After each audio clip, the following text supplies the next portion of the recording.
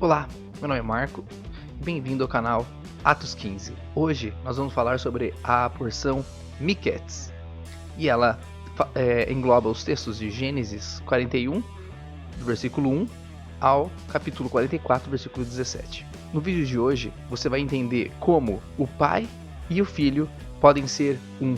Essa semana estamos comemorando a festa de Hanukkah, ou a festa das luzes, ou então, como descrito no Evangelho de João, a festa da dedicação. Se você quer saber um pouquinho mais sobre essa festa, fique no vídeo até o final e você vai entender alguns relatos históricos sobre ela e também como a nossa fé pode ser simbolizada através desta festa. Vaehi Miquetes, Shnatan Yamin, Ufar Oholen, Vehine Omed al Hayeor. E foi no fim de 2 anos e o faraó sonhou. E eis que estava perto do Nilo. Gênesis 41, 1.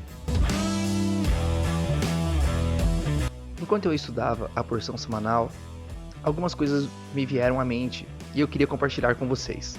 A primeira delas é sobre o conceito de unicidade de Deus. Um conceito muito claro que consta na Torá. Por exemplo, em Deuteronômio, capítulo 6, 4. Shema Israel, Adonai Eloheinu, Adonai Echad. Ou seja, ouve Israel, o Senhor é o nosso Deus, o Senhor é um. Só que eu vejo aí os cristãos fazendo uma verdadeira bagunça com o tema Trindade. Porque, afinal de contas, é 3, é 1, os 3 são 1. E aí as pessoas, quando vão orar, acabam ficando perdidas e começam a pensar: poxa, faz tempo que eu não oro para o Espírito Santo, preciso orar mais para ele. Mas espera aí, afinal de contas, não são a mesma pessoa? É 1 ou são 3? Cuidado, isso é um sintoma grave, porque é um sinal que você não entendeu ainda um conceito muito básico da nossa fé, o monoteísmo. E se você acredita que existem 3 deuses e não 1, então por definição você é um idólatra ou um politeísta. E esse tema me veio à mente quando eu li Gênesis 41, 26, que diz: as 7 vacas boas, 7 anos são elas. As 7 espigas boas, 7 anos são elas. Um sonho é este. Halom Ehad Hu. Ou seja, eram quantos sonhos? 2. Mas eles eram 1. Eu estou falando isso porque algumas pessoas pensam que os cristãos não deveriam adorar Yeshua, porque isso supostamente feriria a unicidade do Eterno. Mas perceba que esse conceito de Ehad, de 1, muitas vezes ele não se limita a uma unidade, mas Ehad pode representar 2 ou mais elementos que representam a mesma coisa. Isso também acontece em outro versículo, veja: portanto, deixará o homem a seu pai e a sua mãe, e unir-se-á à sua mulher, e serão uma carne. Em hebraico, Beishto Vehayu Levassar Ehad. E este é o mesmo Ehad escrito em Deuteronômio 6,4. Shema Israel, Adonai Eloheinu, Adonai Echad. Repare que, inclusive em Mateus 12:29, o próprio Yeshua diz que este é o maior mandamento. Se por acaso Yeshua se considerasse um Deus desconectado do Eterno, que ele fosse um segundo Deus, vamos dizer assim, então ele mesmo não ia considerar esse versículo, esse mandamento, amar a Deus acima de todas as coisas, o maior mandamento de todos.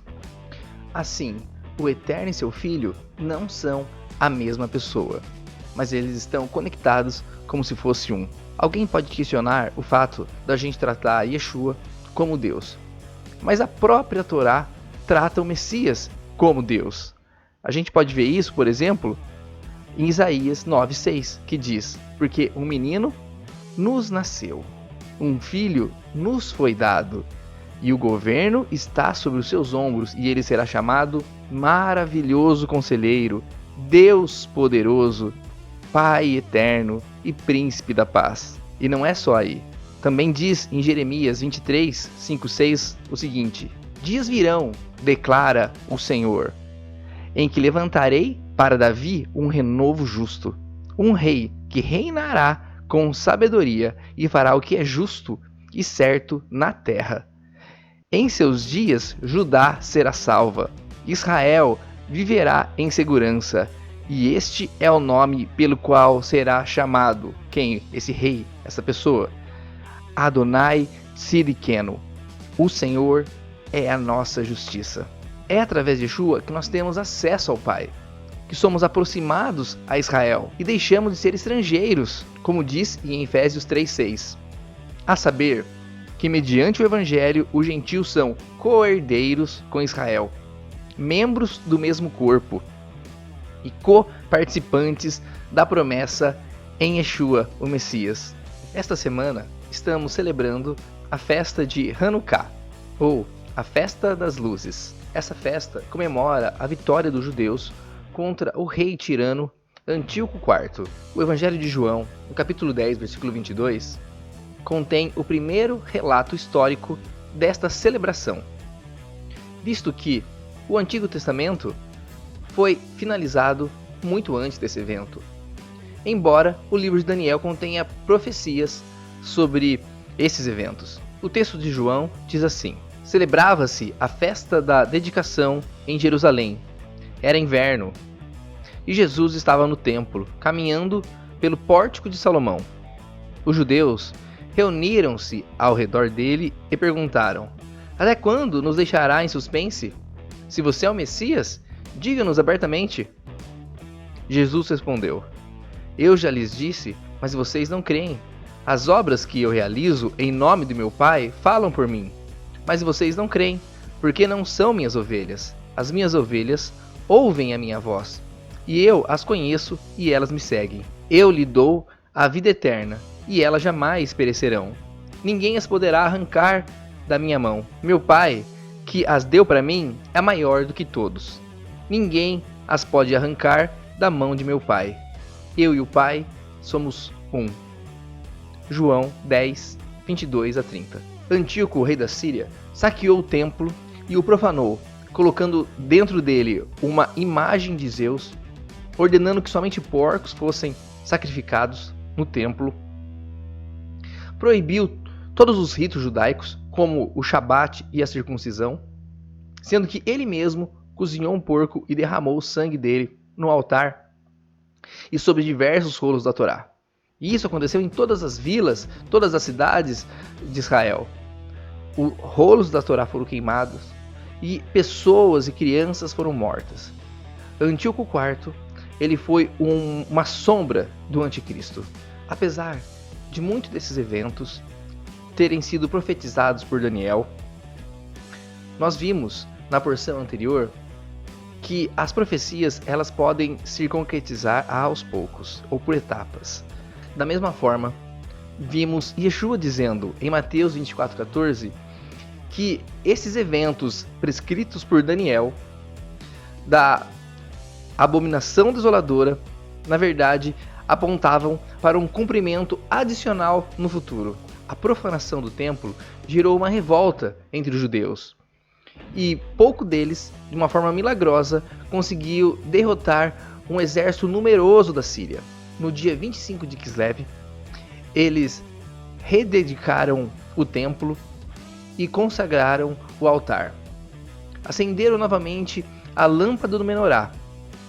Só que eles tinham uma quantidade pequena do azeite, que era suficiente só para queimar durante um dia. Mas de uma forma milagrosa, essa lâmpada queimou durante 8 dias. E no final desse tempo, um novo suprimento já tinha sido preparado. E ficou assim estabelecido que no dia 25 de Kislev se comemoraria a Festa das Luzes durante 8 dias. Este ano, a festa começou para a gente no dia 19 de dezembro. E como é que essa festa é celebrada? Bom, tem uma espécie de menorá. Na verdade, ela é chamada de Hanukkah, pois ela tem 8 braços, 4 de cada lado, né, e um no meio. Esse braço central ele é chamado de Shamash, que significa o servo, né, a luz serva. Cada dia, né, começando do primeiro, uma pessoa acende essa vela central, o shamash, e no primeiro dia a pessoa vai pegar essa vela e com ela vai acender a primeira vela.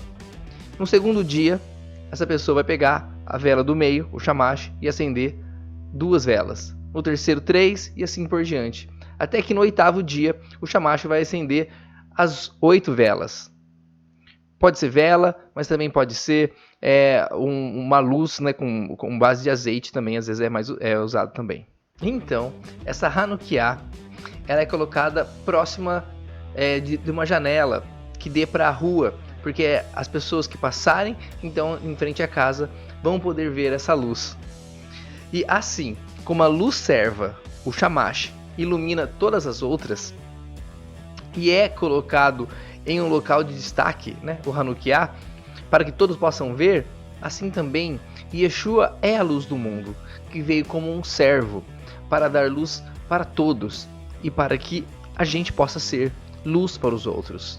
A função da menorá era iluminar o templo. Hoje, eu e você somos o templo do Eterno. Então, que a menorá que existe dentro de nós, ela possa estar sempre acesa com o óleo do Espírito Santo. Em Lucas, capítulo 11, versículo 36, diz assim: Se, pois, todo o seu corpo é luminoso, não tendo em trevas parte alguma, todo será luminoso, como quando a candeia te ilumina com o seu resplendor. Se a gente for no texto da Brit Hadashah, ou seja, o Novo Testamento traduzido no hebraico, aqui a palavra é menorá.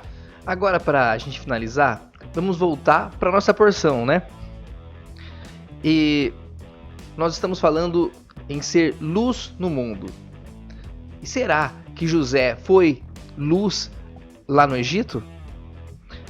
Bom, a gente com certeza percebe aqui em Gênesis 41, no versículo 38 a 40, que José de fato estava cheio do Espírito de Deus e portanto sim, ele era uma luz ali no Egito. Diz assim o texto: Por isso o faraó lhe perguntou: Será que vamos achar alguém como esse homem, em quem está o Espírito Divino? Disse, pois, o faraó a José: Uma vez que Deus lhe revelou todas essas coisas, não há ninguém tão criterioso e sábio como você. Você terá o comando de meu palácio, e todo o meu povo se sujeitará às suas ordens. Somente em relação ao trono serei maior que você. Irmãos, vamos ser a luz do mundo, para que a vontade de Deus seja feita em nossas vidas, assim como foi feita também na vida de José. A próxima porção se chama Vaigash, e ela vai de Gênesis 44, 18 a Gênesis 47, 27. Peço para você então compartilhar nossos vídeos, curta, comente, acesse o link que eu deixo na descrição para você fazer parte do nosso grupo do Zap e receber o PDF do cronograma do nosso estudo. Vejo você então em Vaigash.